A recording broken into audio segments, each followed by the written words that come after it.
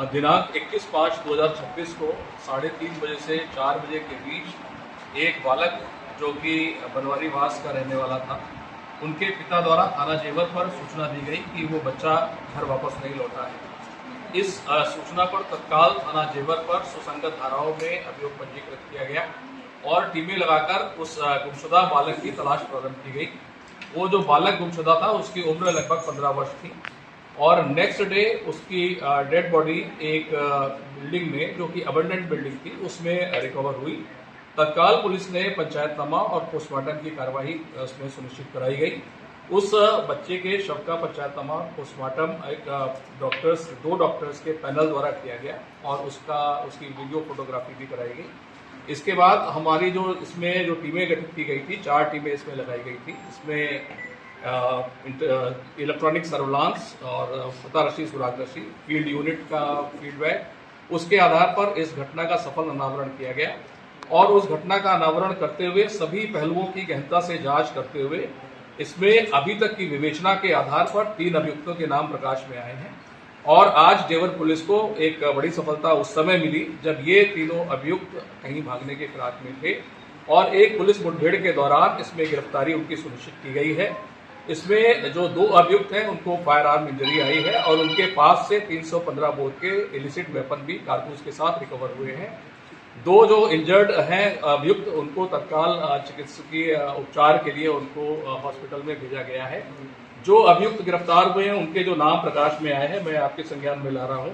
उसमें एक उमेश महतो है जो पूर्वी चंपारण का रहने वाला है और वर्तमान में जो रोही गांव है वहां पर निवास कर रहा था। इसके अलावा जो एक अभियुक्त है नरेश सिंह और मोहित सिंह, ये भी रोही गांव के रहने वाले हैं। ये इसमें से उमेश महतो और नरेश सिंह, इनको फायर आर्म इंजरी आई है। इनके पास से इलिसिट वेपन भी रिकवर हुआ है।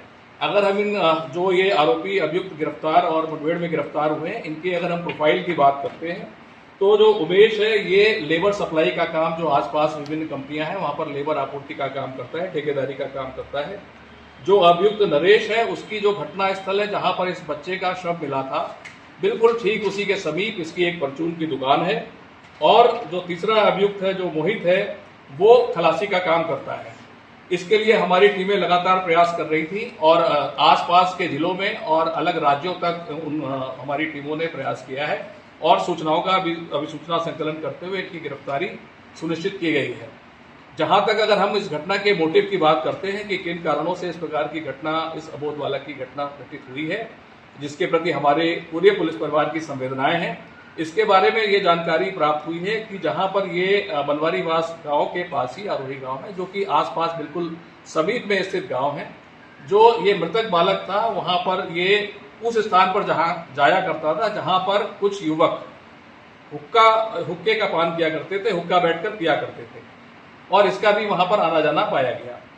इस बात पर इस बच्चे की दादी द्वारा कुछ दिनों पूर्व वहां पर आके उन लड़कों को जो वहां पर हुक्का पीते थे, कड़े शब्दों में चेतावनी दी गई, हिदायत दी गई कि तुम इस बच्चे की जो संगत है उसको बिगाड़ रहे हो, इसकी आदतें खराब करने का प्रयास कर रहे हो। और उसके बाद ये बच्चा उसके बाद से वहां पर नहीं जा रहा था। उस दिनों के बाद जिस दिन घटना हुई है, ये पहला दिन था कि वो बच्चा वहां दोबारा गया था। जो लोग गिरफ्तार हुए हैं इसमें से वहां पर कुछ लोग मौजूद थे जिस दिन उनकी दादी ने आके उनको डांटा और हिदायत दी कि इस प्रकार का तुम बच्चे की सोबत और संगत, गलत संगत में डालने का प्रयास कर रहे हो। उसके बाद ये पहला दिन था जिस दिन ये घटना घटित हुई, वो बच्चा वहां पर आया और उसके साथ ये घटना कारित की गई। इस घटना के कारित होने में ये एक अभी प्रथम दृष्टया ये पूरी विवेचना के दौरान ये तथ्य प्रकाश में आया है कि एक इसके पीछे ये मोटिव है। इसके अलावा जो अन्य विवेचना के सारे पहलू हैं उस पर हम लोग लगातार इसमें जांच कर रहे हैं और इसमें अगर कोई किसी और की भी संलिप्तता प्रकाश में आती है तो हम लोग उसके प्रति भी कठोरतम कार्रवाई सुनिश्चित करें। परिजनों का आरोप है कि बच्चे की बॉडी के साथ दुष्कर्म किया गया है, कुछ छेड़छाड़ की गई है। देखिए, जहां तक ये जो आपका प्रश्न है, ये सोशल मीडिया के माध्यम से बहुत गलत जो इस प्रकार का नैरेटिव्स क्रिएट किया गया है। जैसा मैंने आपको पहले बताया कि इस बच्चे का पोस्टमार्टम 2 डॉक्टर्स की टीम द्वारा, माने डॉक्टर्स के पैनल द्वारा किया गया है। पूरे पोस्टमार्टम के दौरान उसकी वीडियोग्राफी सुनिश्चित की गई है। पोस्टमार्टम रिपोर्ट में उस बच्चे के सर पर मात्र एक चोट आना दर्शाया गया है, अंकित है। उसके शरीर पर अन्य कोई चोट नहीं है, जो कि अपने आप इस बात को पुष्टि करता है कि उसके साथ अभी तक कोई दुष्कर्म की बात प्रकाश में नहीं आ रही है पोस्टमार्टम रिपोर्ट के आधार पर। यद्यपि जो और रिलेवेंट स्वैब्स हैं, जो विसरा है, वो उसको हम लोगों ने केमिकल एनालिसिस के लिए फॉरेंसिक साइंस लैब में भेजा हुआ है और उस जैसे रिपोर्ट्स हमको प्राप्त होंगी हम उनका भी अध्ययन करके उसमें सम्यक कार्रवाई सुनिश्चित करेंगे। इसके अलावा पोस्टमार्टम रिपोर्ट में भी जैसे बहुत बार ये आया कि बच्चे की जीभ या आंख की बात है, वो भी बिल्कुल निराधार है, असत्य है। पोस्टमार्टम रिपोर्ट हमारे पास में यहाँ पर रखी है, आप देख सकते हैं। इस पोस्टमार्टम रिपोर्ट में कहीं इस बात का उल्लेख नहीं है और ये ऑथेंटिक 2 डॉक्टर्स के पैनल द्वारा किया गया पोस्टमार्टम है। इस प्रकार गलत नैरेटिव कराना कदापि उचित नहीं है।